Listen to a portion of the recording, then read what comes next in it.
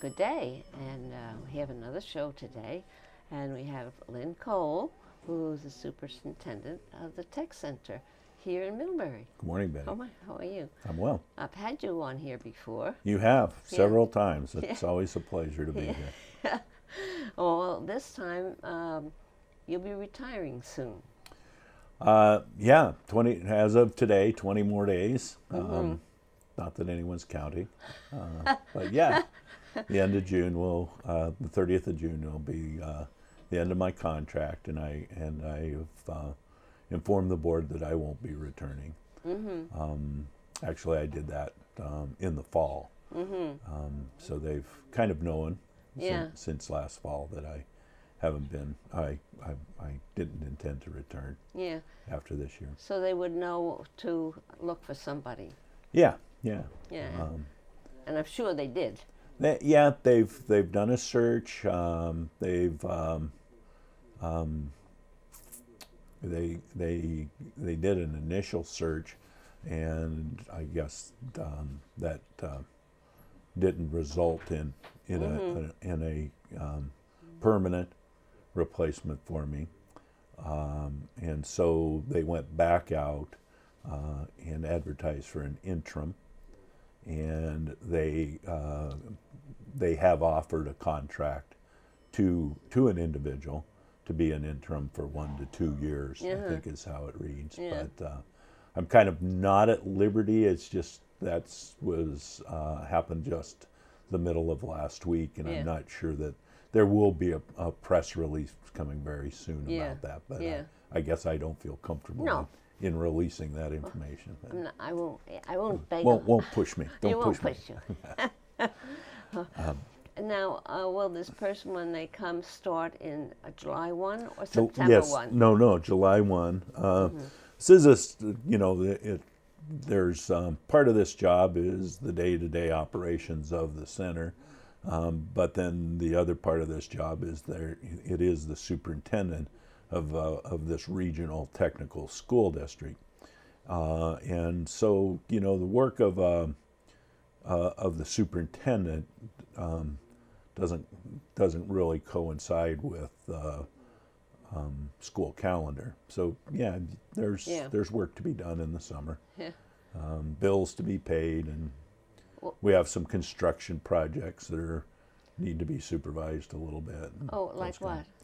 Oh, it's mainly just some maintenance kinds of issues. So we're replacing the sidewalk out in front of the center. That's been a project that's been there for a long time.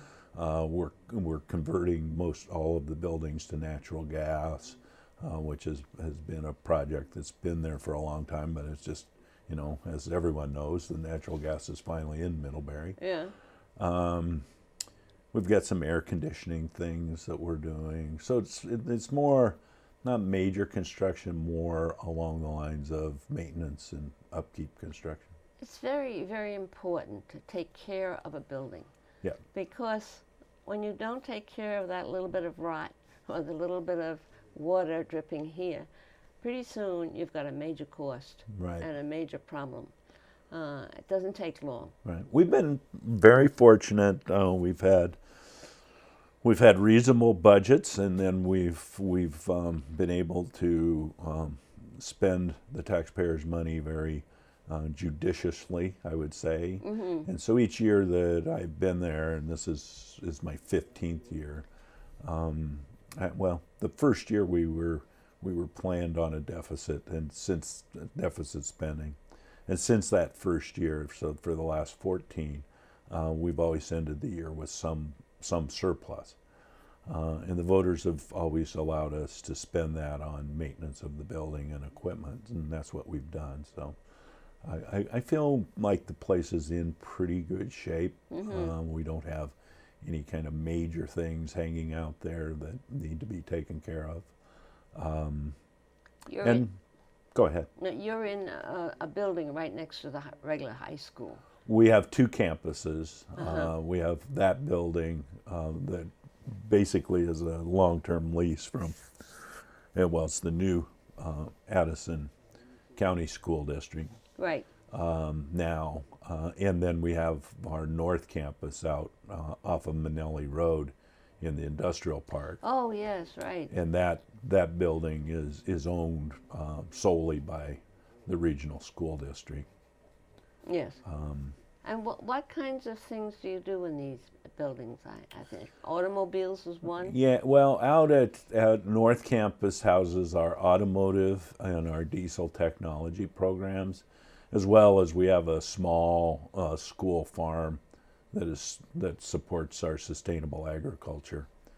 And then are a lot of people in the farm, students? Yeah, all three of those programs enrollments are pretty good, and they've been fairly consistent. I think that kind of my legacy, if you will, would be that building, and then the other piece that I'm very proud of is the whole dual enrollment, dual credit. So almost all of our programs now offer dual enrollment credit, so they get college credit as well as high school credit. Oh, wow. And I think that's played a big factor in both in all of those programs, automotive, diesel, and sustainable agriculture, in keeping the enrollments up. So besides doing automo and diesel, what other kind do you do? At the Career Center? Yeah. We offer a really large variety of programs. We have engineering and STEM types of programs, science, technology, engineering, and mathematics, culinary, human services, medical professions. We have a performance theater company that is really? supported by technical theater. We have graphic design and illustration. Right. We have forestry and natural resources. So it's really varied and quite diverse. And so all of these are really good backgrounds for a job to come. Yeah, we hope so. I think that I spoke at basically our completion ceremony last week, as well as our end of the year assembly. So last Thursday was a very busy day for me. I gave 3 speeches in one day. And what I tried to emphasize is we were only the beginning. You know, that I think that most jobs in the state of Vermont, most jobs in the United States are going to require some type of post-secondary education. So that's, I think it's important for our students to know that they're going to have to continue that learning, and that lifelong learning is an important piece of what they need to know. And they also learn that math is important if you're going to paint a house, because you have to know how much you're painting or put a roof on. We do a lot of academic support. We have 2 coaches. They're academic coaches, one in mathematics and one in literacy. And that's been very helpful to our students. And they're kind of learning the language of the trade. They're learning the mathematics of the trade. Like you're saying, the estimating of how much paint do you need to paint a house, or the physics of what gear ratios mean, the biology of agriculture. I'm kind of working on a project right now around robotics in agriculture. This colleague that I've been having conversations with talks about his role in that world being the human being that works at the intersection of machine and animal. When he does robotic milking trainings and those kinds of things. So that's kind of interesting to me right now. Because we want to keep our farms here in Vermont. Yeah.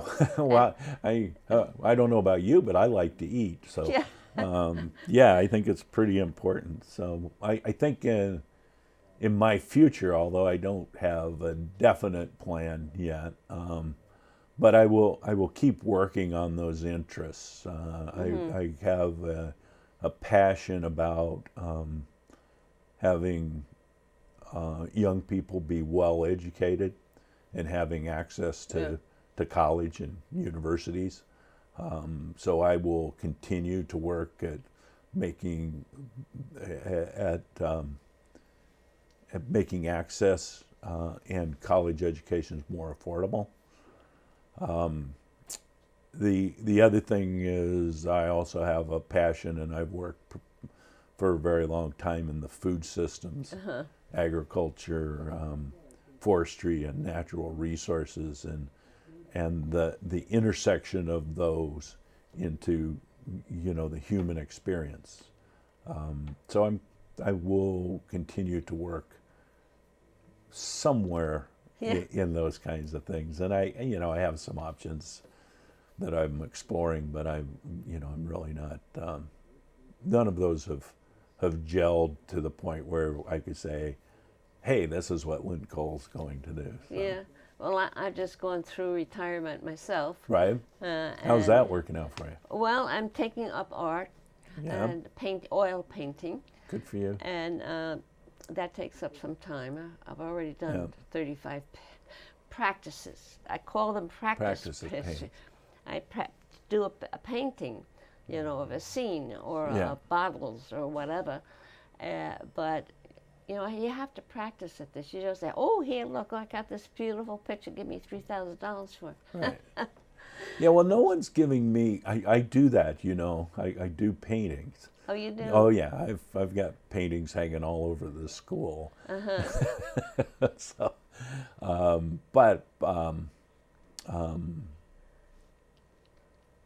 yeah, I'm not that good, and I don't think anyone's going to be buying my paintings. So. No. But I'm not that good now, but I'm hoping to. You're hoping to. Good for you. That's good why I'm taking lessons. Right. Those courses are going until September, and so I'm trying to find other ins to get in to do. Right. Yeah, and then I belong to several different groups. Right. Yeah. And work for that.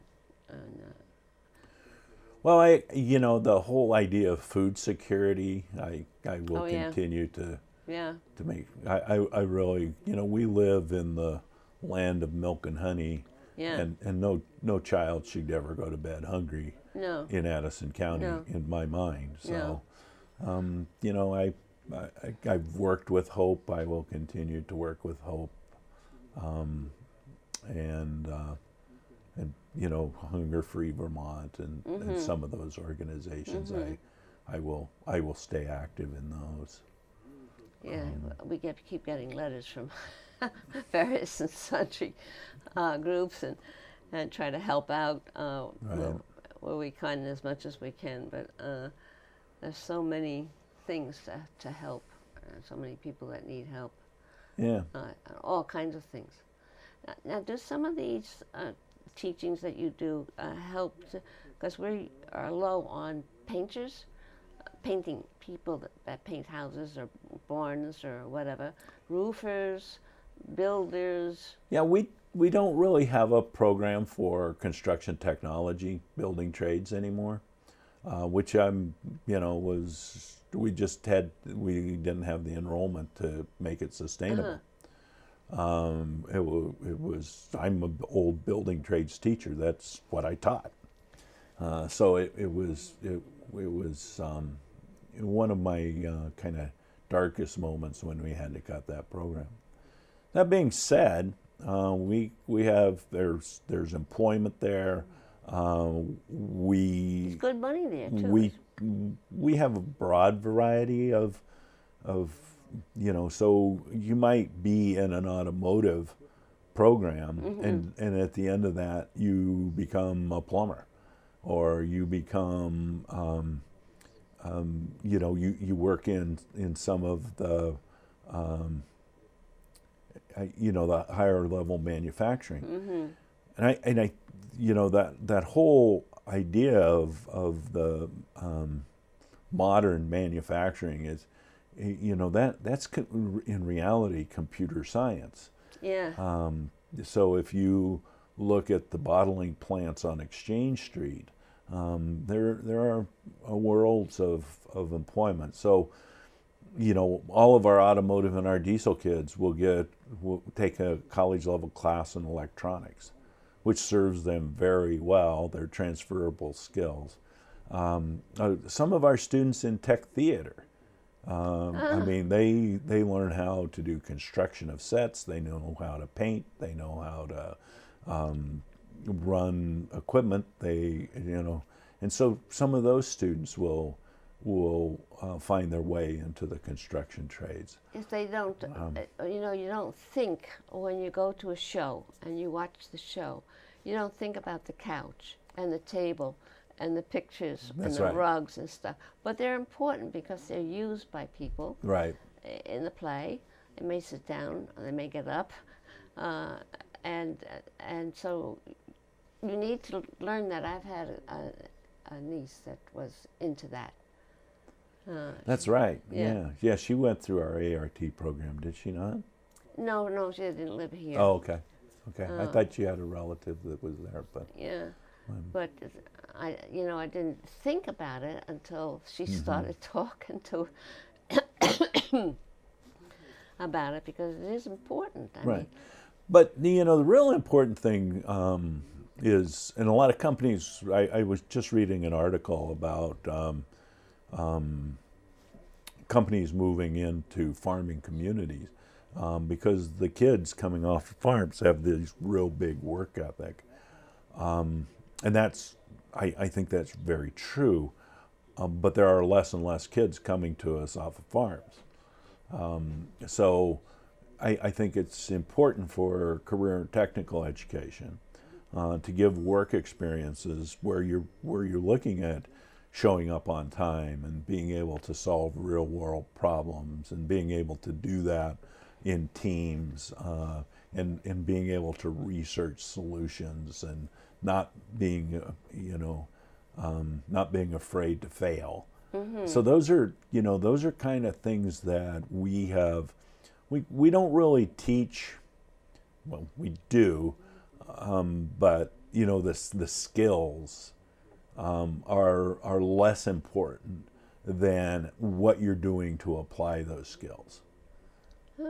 Okay, so the old school, I think the machine shop is the best place to describe that. And old school used to be, you would come in and you would teach how the students how to run the lathes and the mills and the sequence of stuff to be able to run that piece of equipment. Well, it's important that you know how to run the equipment. But I think what's more important is that you are designing and fabricating things that solve problems. And those pieces of equipment then become tools to help you solve those problems. Wow. So we don't just teach welding, we teach them to think and to design and to fabricate, to evaluate. So those higher order thinking skills very important. Are really important. And if you have those, then I think you can transfer from job to job to job. If basically what you have is a set of really good skills, let's say you're really good at welding, but you've never thought about fabrication, or you've never thought about design elements or those kinds of things, then if you can't find a job welding, what could you do? Yeah.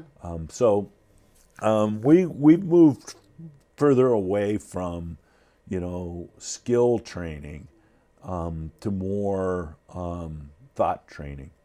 If I could coin that term here today on the Betty Show, we moved from skill training to thought training at the Career Center. I think we're we're training our students to really think and think deeply.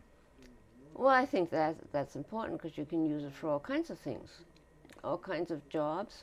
You know, if Right. you know how to do one skill, what you used your brains to get that skill, you can move over and do another skill. Yeah, you know, a 17-year-old today, before they retire, will have probably worked jobs that you and I don't even know about, that don't even exist today. So it's hard for us to spend a lot of time on specific skill training. Yeah. Is that really gonna that's if all you know is how to run a lathe, and that job moves overseas, you just don't have a job.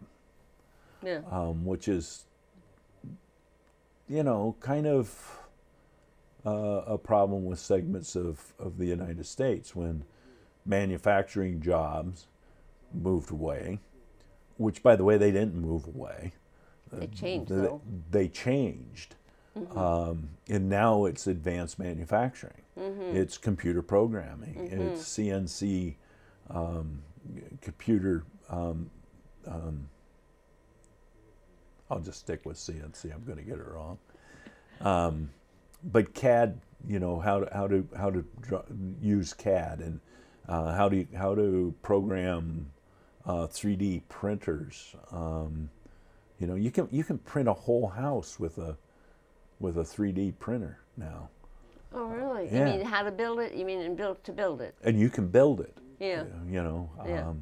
I had a young lady that did this fascinating presentation on developing, taking recycled plastics and turning them into modular homes, that plastic, and making them into these compressed plastic sheets that you could make modular homes for third world countries or refugee camps that would go up really quickly and be able to be transported to these places very easily. And her initial thought was to do 3D printing to take these, but she wanted to use these plastics. That was part of her solving this real world problem. She wanted to solve two.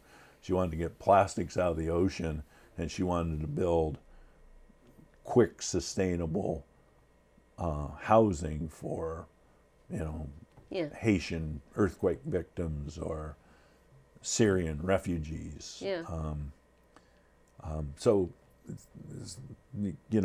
she wanted to use these plastics, and the process to take that plastic and turn it into the material you needed to run through a 3D printer was too cost prohibitive. So then she researched and found how you could build these basically building blocks like Legos out of these compressed plastic bags. Very, very interesting stuff. Uh-huh. So. And she learned all that through your center. Yeah. And she knows CAD, and she can I don't know what CAD means. It's computer assisted drafting.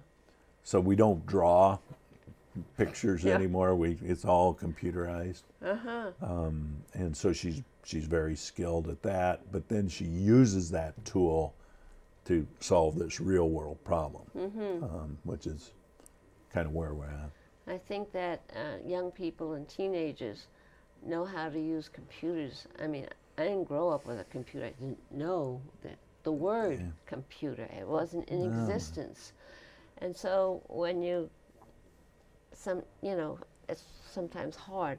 I've gotten to learn a lot, of course. Right. But sometimes computers are difficult. Well, they're a tool.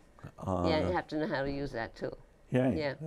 And what are you going to use that tool for? The cell phones are a great tool, but they are also kind of, there's a lot of evil that can be associated with that. Well, it's not the tool that's evil; it's person that's using that tool for evil Yeah. means is the evil. Yeah. So anyway. We don't have too many of them, do we? No. Or you train them to not to be that way. Right. Well, yeah, we don't have any where I work. But we do have them around. We always somewhere. have great kids. Yeah. Wait, you guys tell my wife that our departing completers, we call them, they finish their programs, and I just tell my wife, well, there's such a great group of kids, and she said, well, did you ever not have a great group of kids? And that's probably true. I don't think kids have changed that much over the last 40 years. And, well, they haven't changed. There's new things to do with their brains and their hands. I mean, if you've never seen a computer and suddenly one is on your desk and you're 60 years old or whatever, some people are older than that when they get their first computer. You know, it's a strange article. It's something you have to learn how to do at an age where, hey, you did the writing. Oh yeah, it's like learning a foreign language. I'm still not very fluent in any foreign language. English is still somewhat of a foreign language to me. So. I'm not sure how fluent I am in that, but you're doing still working on that one. No, you're doing very well. So now we only have a few more minutes left. Is there anything in particular you'd like to tell the people of the town of Middlebury about their children and what they might do? Well, I think the town of Middlebury has some really great kids. Yeah. That's number one. And number two, I would just like to thank the people of Middlebury and the people of Addison County for the last 15 years. It's just been the best job in the world. I've met some of the best people in the world. This community has I feel embraced and supported me and my family, and I just want to give a shout out and a big thank you for. Well, I want to thank you, and I'm sure the community wants to thank you and all that you've done for all their children or their grandchildren or their nieces and nephews. Because you have. I mean, when you talk, you tell what you're doing with them and how you're teaching them to use their mind and to use ethics and other things. Yeah. And not just, well, you put the thing here, you do this and that, and it's all done. Right. And that's important, and it's important for the students, and I believe they probably understand that. So, thank you for all you've done. Well, and thank you for all you've done. Oh. You've had a great career too. So I've appreciated you always having me on, and we would talk, and sometimes those were hard conversations. Yeah. But it's always been the time seems to go really quickly. Yeah. When we're sitting here having a conversation. Yeah. So. Well, thank you for coming. Thank you. And thank you for watching. Bye-bye.